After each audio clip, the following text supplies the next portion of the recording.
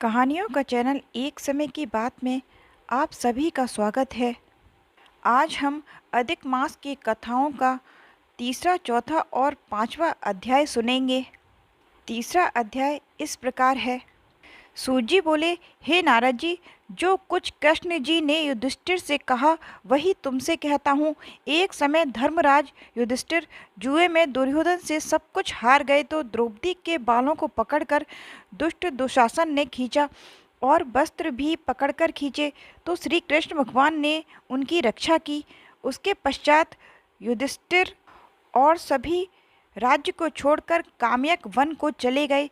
वहाँ पर वन में युधिष्ठिरादि बाल बिखेरे वन में रहने वाले हाथियों की तरह वन के फलों को खाकर अति दुख को प्राप्त हुए।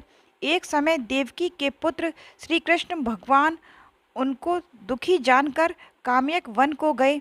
उस समय युधिष्ठिरादि श्री कृष्ण भगवान को देखकर ऐसे हुए मानो देह में प्राण आ गए हों। वे बड़े प्रेम से मिले और हरि के चरण कमल में नमस्कार किया। द्रौपदी ने भी प्रणाम किया।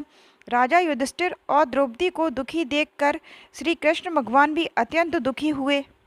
जब विश्वात्मा भक्त वत्सल भगवान ने दुर्योधन को भस्म करने के लिए क्रोध किया तो मानो करोड़ों काल कराल समान श्री मुख से प्रलय काल की अग्नि उठी और दांतों को पीसते हुए मानो ऐसा लग रहा था जैसे कि 3 लोगों को भस्म कर देंगे।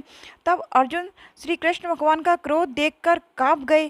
युधिष्ठिर और द्रौपदी तथा दूसरे उपस्थित वृंद हाथ जोड़कर भगवान को प्रसन्न करने के लिए स्तुति करने लगे। अर्जुन कहने लगे, हे कृष्ण, हे जगन्नाथ, हे नाथ, मैं जगत के बाहर नहीं हूँ, फिर आप मेरी रक्षा क्यों नहीं करते? आप तो सारे जगत की रक्षा करने वाले हैं। जिसके नेत्र के गिरने से ब्रह्मा का पतन हो जाता है, जिसके क्रोध से क्या कुछ न हो जाए कोई नहीं कह सकता। हे तात, इस संहार करने वाले क्रोध को हरो, आपके क्रोध से संसार में प्रलय आ जाएगी। भगवान कहने लगे, हे नारद। अर्जुन इस प्रकार कहकर हाथ जोड़कर श्री कृष्ण भगवान को नमस्कार करने लगे। तब श्री कृष्ण भगवान अर्जुन के इस प्रकार की स्तुति वचन सुनकर शीतल हो गए। फिर प्रेम से आकुल व्याकुल होकर युधिष्ठिर भी श्री भगवान को बारंबार नमस्कार करने लगे। श्री नारायण कहने लगे कि हे नारद जी, इस प्रकार प्रेम से मग्न हो सिर झुकाकर हाथ जोड़कर बारंबार भगवान कृष्ण को नमस्कार कर अर्जुन ने जो प्रश्न किया वह मैं तुमसे कहता हूँ। हरि भगवान का यह सब सुनकर पांडवों के हितकारक वचन कहने लगे। श्री कृष्ण कहने लगे, हे अर्जुन, मेरे वचनों को सुनो और आपने जो अपूर्व प्रश्न किया है सो यद्यपि मैं इसका उत्तर देने को समर्थ नहीं, यह गुप्त प्रश्न ऋषियों को भी कठिन है, तो भी हे अर्जुन, मैं तुम्हारी मित्रता और भक्ति से प्रसन्न होकर अत्यंत कठिन उत्तर को क्रम से कहता हूँ, सो सुनो। हे अर्जुन, कोई समय में संयोग बस अधिक मास आए, उसको सब असहाय, निंदक, अपूज्य, मलमास और रवि की संक्रांति से वर्जित ऐसा कहते हैं। मलमास होने से स्पर्श करने योग्य नहीं है, सब कर्मों में निंदित है। इस प्रकार लोगों के वचन सुनकर वह मलमास कांतिहीन निरुद्योगी दुख से युक्त मेरे पास आया और वैकुंठ में जहाँ पर मैं निवास करता था स्वर्ण के सिंहासन पर बैठे हुए देखकर मुझको दंडवत प्रणाम किया और दोनों हाथ जोड़कर नेत्रों से आंसू बहाता हुआ इस प्रकार कहने लगा। यह मेरा तीसरा अध्याय पूरा हुआ। चतुर्थ अध्याय इस प्रकार है। अधिक मास कहने लगा, हे नाथ, हे कृपानिधि, मलमास ऐसा मेरा नाम है।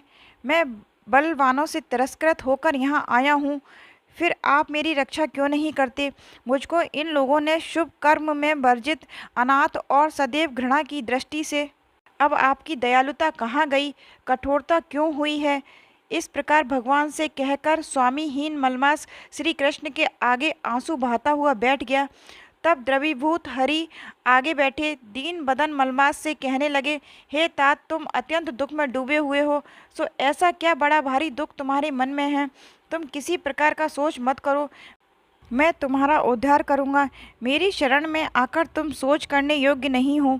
नारायण बोले, ऐसे भगवान के वाक्य सुनकर मलमास बोझल सा होकर मधुसूदन भगवान से बोला, हे भगवान, आपको सब कुछ ज्ञात है, आपके बिना इस संसार में कुछ भी नहीं है। भगवान, मेरे दुर्भाग्य की पीड़ा क्या आप नहीं जानते? तो भी हे नाथ, दुख रूपी फांस में मैं फंसा हुआ हूँ। जैसा कष्ट किसी का भी नहीं हुआ, ना देखा, सो आपसे कहता हूँ। क्षण लब मुहूर्त पक्ष मास और दिन रात्रि अपने स्वामी की आज्ञा से सदा भय रहित होकर आनंद करते हैं, परंतु मेरा ना कोई नाम है, ना कोई मेरा स्वामी है, ना कोई मुझे आश्रय देने वाला है।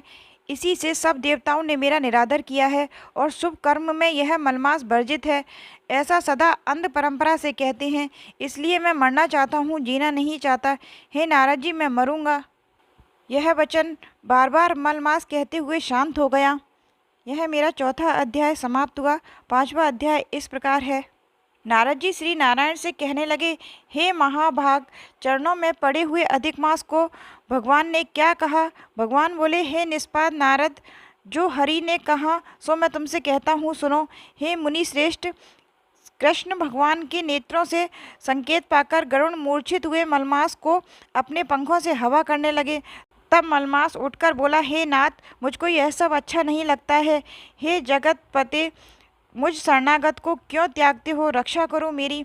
इस प्रकार कांपते हुए और बारंबार कहते हुए मलमास से भगवान कहने लगे, हे वत्स, है निरीश्वर, मुझको तेरा दुख कष्ट से निवारण होता हुआ दिखाई देता है।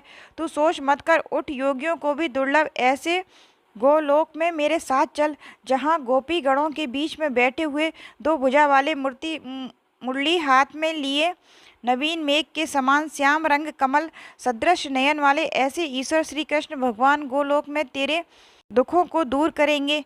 चल, वहाँ पर चलते हैं। श्री नारायण कहने लगे। इतना कहकर हरि भगवान मलमास का हाथ पकड़कर गोलोक में ले गए। यह मेरा पांचवा अध्याय समाप्त होता है। जय श्री राम।